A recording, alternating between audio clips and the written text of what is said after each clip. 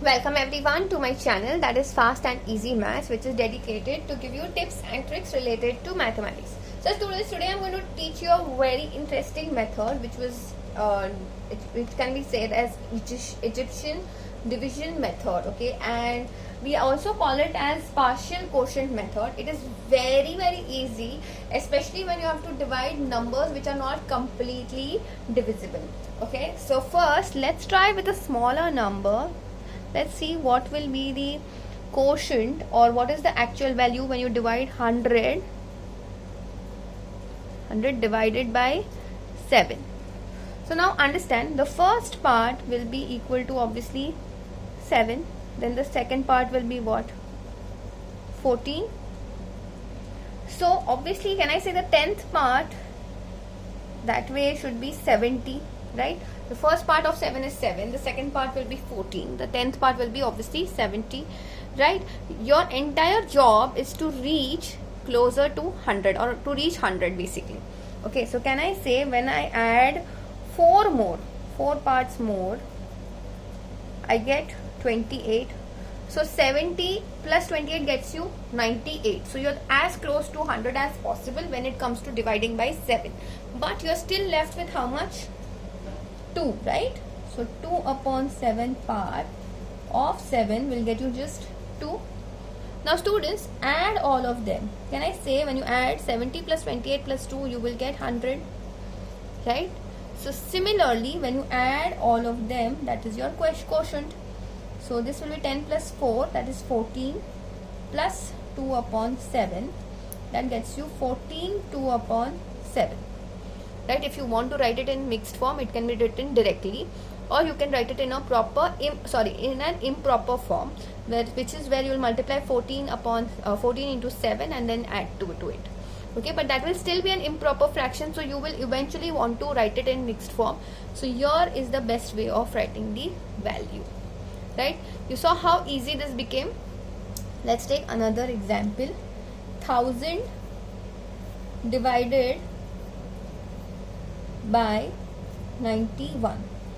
So again we know that one part is what, 91. So how many parts can we do?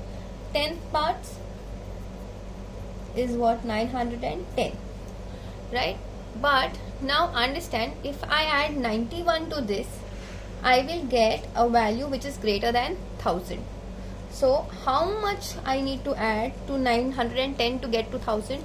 I need to add just 90, but that is lesser than 91. So we will say 90 upon 91 part will get you 90. That means basically 90 upon 91 into 91.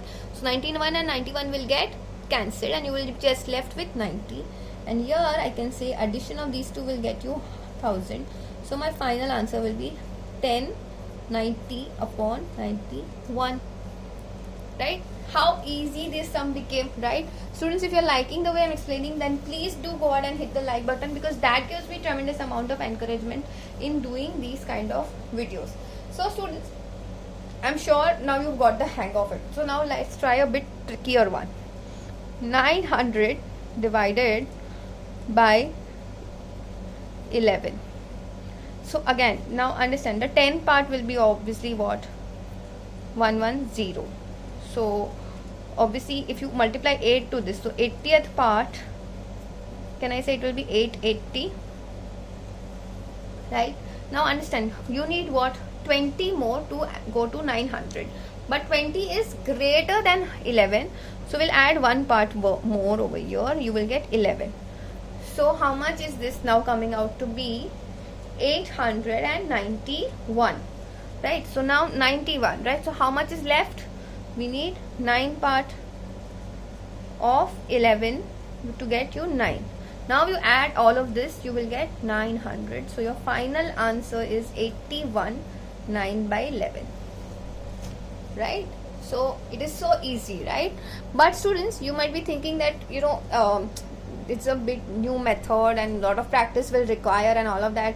Why to know this method in, is it even important, right? It is very important, especially when it comes to decimals. Okay, so I'm going to show you how to divide 54 divide by 4.5. Okay, so students, I'm telling you, this is going to be so easy and so much fun. This is something which you all should know by default. Okay, at least, like, even if your exams are asking you to write down a proper method, you know how to cross verify your answers using this particular method. Okay, so now over here my first part will be what? Sorry, one part will be what? 4.5, right? So by default I will reach what? 10 parts. 10 parts is equals to what? 45. Now students, understand, my first part is 4.5, so my second part will be what? 9, correct? Now if you look closely, 45 plus 9 gets you actually 54. Therefore your answer is nothing but just 12, because 10 plus 2 gets you 12. If you have doubts, you can actually do this by the actual division of 4.5 and 54. Trust me, the answer over here will also be 12. Okay, so students, in decimals, lot of students make a mistake of what to put where and all of that.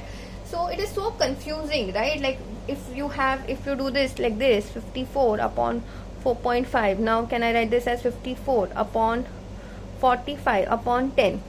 So now where will this 10 go? It will go on numerator, or it will simply divide the denominator, or something like that. Okay, so it's quite confusing.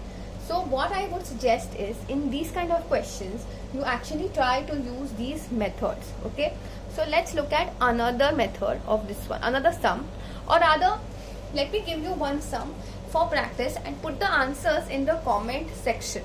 Okay, and I will definitely tell you whether you are right or wrong. But before that, let's do one more sum based on decimals. Let's see what should be the value of 30 divided by 2.5. So here, in fact, the answer to this is very simple. I want all of you all to give it a try, and do let me know the answer to this in the comment section. Trust me, the answer to this is actually one of the answers given over here. Actually, when I gave you this question, I solved it in my head and I realized, acha, the answer is already given over here. So I'm not going to solve this, but do give it a try and let me know your answers in the comment section. Also students, I would really appreciate if you give these videos or all of my videos a like, because that really encourages me in doing these videos. Also, it tells the YouTube algorithm that these kind of videos are important for anyone who is interested in math. Okay, so in a way you will be helping someone else as well. So that's it for me. I will see you in the next video. Bye.